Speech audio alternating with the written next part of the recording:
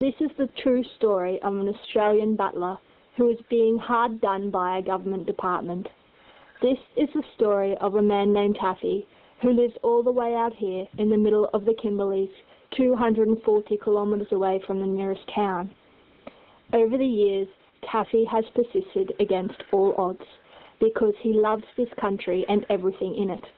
He has spent the last 20 years converting a derelict run-down cattle station into a tourist resort.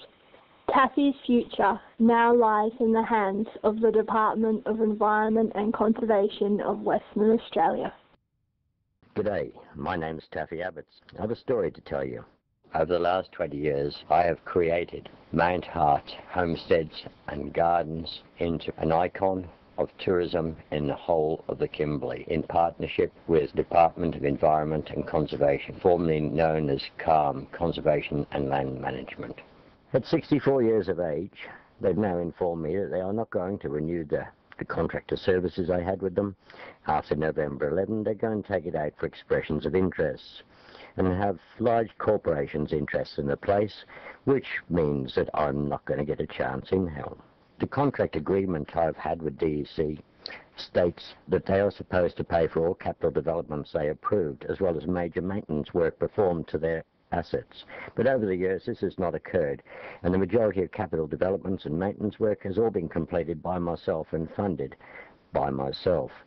Back in May, only 12 months later than we'd asked, some representatives from head office in Perth for D.E.C came up to discuss what was going to happen at the end of 2011. Well, they told me they're putting it out for expressions of interest, and they told me that they're not taking my business or any of the fixtures or fittings as a going concern, because they deal in land, not businesses. And that had a separate valuation on it, $305,000, as long as it had a 20-year lease. But failing that, what have you got to sell? Some beds, some tables, some plates, and that's about it. It wouldn't cost someone a hell of a lot of money to get all this stuff again that I've got.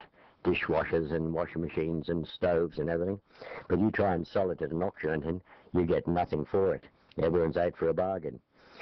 So this is where we're at now. It's heartbreaking in a way. I got the place valued. Proper professional valuer came in at the end of last year, did a valuation, and he valued the replacement costs of capital improvements at $1.9 million, which is how much it would have cost D.E.C over 20 years if they had to pay for all of the capital improvements that have been done. Well, then we just took away from that stuff that D.E.C CALM had paid for, and the replacement costs of improvements came to $1.3 million. I also have photographic proof of all the work I've done and the labour I put into it, sweat equity, as well as financial statements and receipts. And that goes to my lawyer, it goes to D.E.C, they sit on it for 11 weeks. Then it goes to the state solicitor, and the state solicitor comes back and says, in actual fact, D.E.C don't owe you anything. Well, you can imagine how I felt to that, but they did turn around and say, well, okay, well, we'll give you $200,000 instead of $1.3 million, but you've only got 28 days to make up your mind if you want it, otherwise the offer's withdrawn, and you can't have this $200,000 until you've vacated the property, given the keys to the D.E.C representatives, and then wait 7 days after that for them to do an inspection to make sure that I haven't trashed it. How is that for trust? 20 years of building their assets, and they treat me like this. Well, we haven't finished yet. I'm not going to give up, but it's heartbreaking. It's morally and ethically wrong of what they're doing. They don't care. They're big corporate, big government body.